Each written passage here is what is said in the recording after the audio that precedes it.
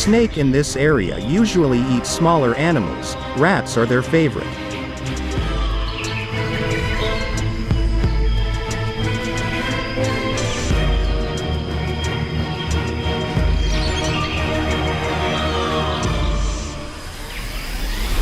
Crocodiles represent a more unusual and riskier choice, but with greater returns. It will be 2 months before the snake requires another meal.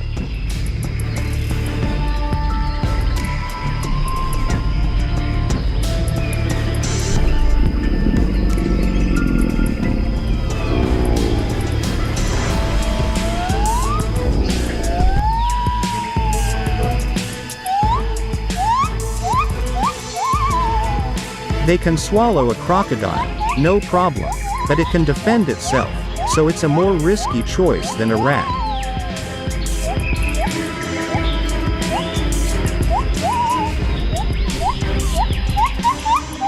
There are other risks too. The croc's teeth could razor right through that snake.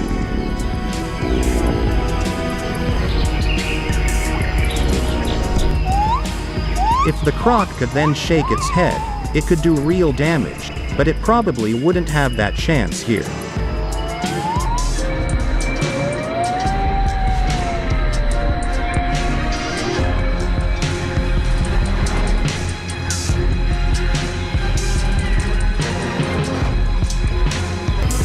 That's one reason snakes intentionally go for the neck and shoulder region when they attack, to try to avoid being bitten themselves.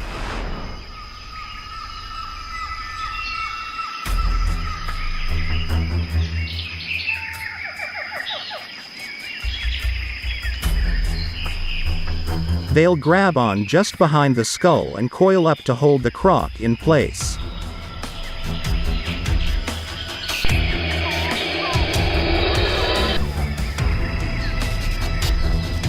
But even if a snake is bitten, it has a phenomenal immune system and can fight off many infections.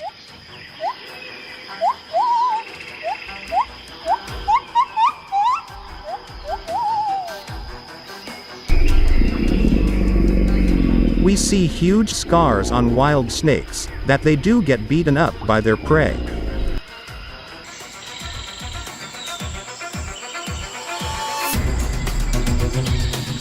Both of these are apex predators in their environment.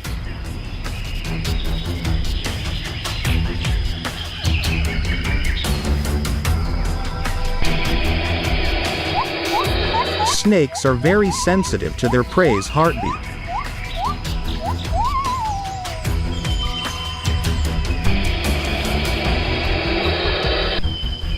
Normally, a python will constrict until the animal asphyxiates and the heart stops.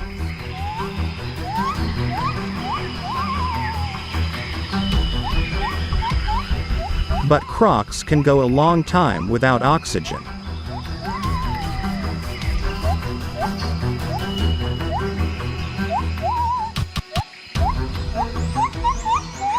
In this case, I'd guess that the snake constricted with such force that it compressed the chest cavity until the croc's heart had no room to beat.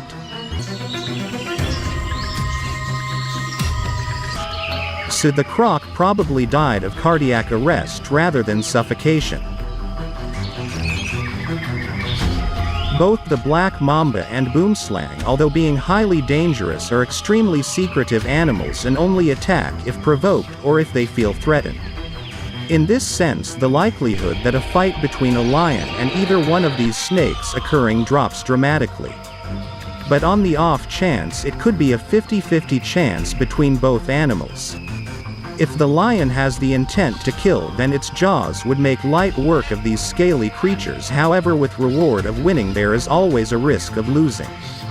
If bitten by these snakes, the lion might win the battle, however succumb to the venom of these snakes in due course.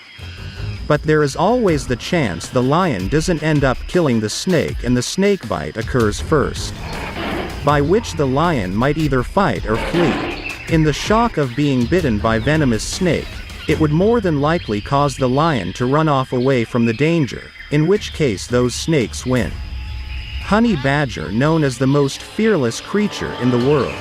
The reason is, They have incredibly tough skin about 1/4 of an inch thick, which protects them and helps to keep injuries to a minimum. Honey badger with sharp claws, sharp teeth, and jaw strength put the perfect position to fight the snake. If a honey badger sees its opponent, such as a snake, coming, it can often catch the snake in its jaws and bite until it gives up or loses its life. There are more than 3,000 species of snakes on the planet.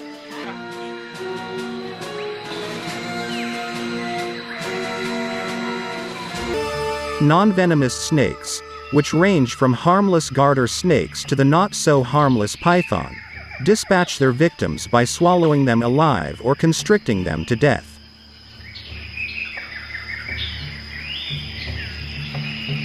Whether they kill by striking with venom or squeezing, nearly all snakes eat their food whole, in sometimes astoundingly large portions.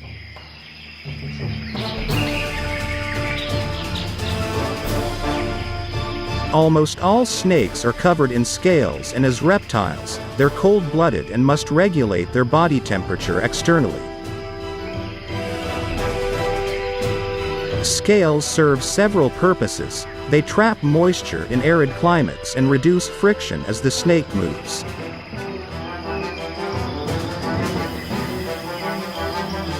There have been several species of snakes discovered that are mostly scaleless, but even those have scales on their bellies.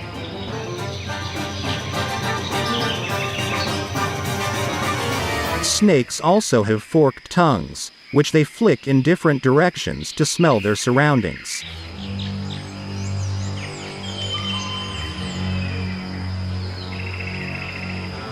That lets them know when danger or food is nearby. Snakes have several other ways to detect a food. Openings called pit holes in front of their eyes sense the heat given off by warm-blooded prey.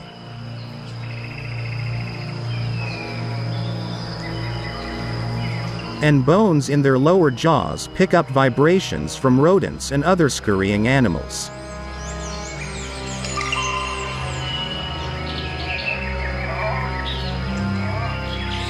When they do capture prey, snakes can eat animals up to 3 times bigger than their head is wide because their lower jaws unhinge from their upper jaws.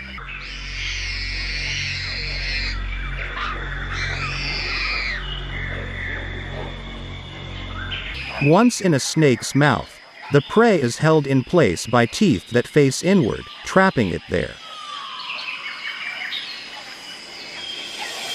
Snakes do not have the right kind of teeth to chew their food, so they must eat their catch whole.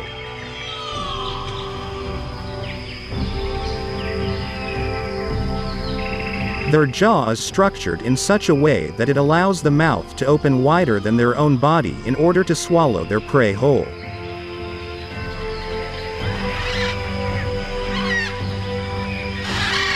Once swallowed, the muscles of their body and their hook-shaped teeth help push the food toward the stomach. The food is then digested over a long period of time, depending upon how warm the snake is.